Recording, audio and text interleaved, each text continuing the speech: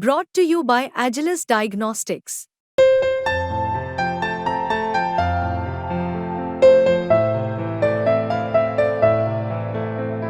Agilus Diagnostics.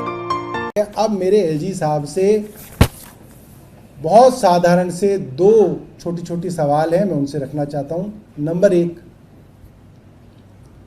यदि transfer posting हो सकते थे और हो रहे हैं तो एलजी कार्यालय ने दिल्ली को गुमराह क्यों किया?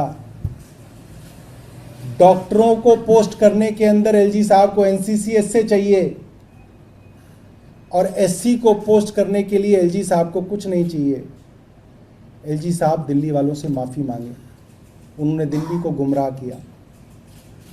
दूसरा, अगर एलजी साहब ये कहते हैं कि एलजी साहब जो कह रहे थे वो सही है, ये जो ट्रांसफर पोस्टिंग हुई ये गलत है, ये भी गुंजाइश हो सकती है, तो एलजी साहब आज ही अपनी आंखों के तारे पीडब्ल्यूडी के प्रिंसिपल सेक्रेटरी अनबरासू को सस्पेंड करें।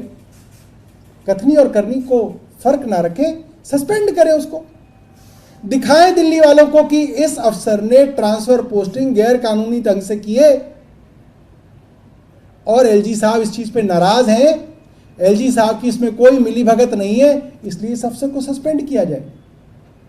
मैं आपको बता रहा हूं, ना एलजी साहब माफी मांगेंगे, ना एलजी साहब इस अफसर को सस्पेंड करेंगे, क्योंकि सिर्फ गुमराह करना, मैनिपुलेट करना, मिसलीड करना, झूठ बोलना एलजी कार्यालय का काम रह गया। सिर्फ और सिर्फ दिन रात झूठ बोलने का काम किया जाता है। और ये देखिए, इसकी कॉपी जो है, PS to principal secretary PWD.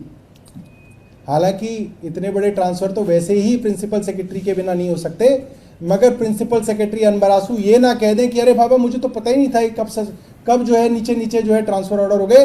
तो ये दोनों ही ट्रांसफर ऑर्डर अनबरासू जी को कॉपी किए गए हैं, उनको मालूम है, उनकी पूरी जानकारी में है कि सब चल रहा है। तो मैं आप लोगों को ये वादा करता हूं कि रोज हम एलजी कार्यालय की इसी तरीके से पोल खोलेंगे। हम बताएंगे कि किस तरीके से दिल्ली को बर्बाद करने के लिए ये नियम कानूनों को गलत तरीके से आपके सामने दिखाते हैं, वरना जो काम इन्हें करना होता है वो काम ये खूब कर रहे हैं, धड़ल्ले से कर रहे हैं और कानून को ताक पे रखे कर रहे हैं।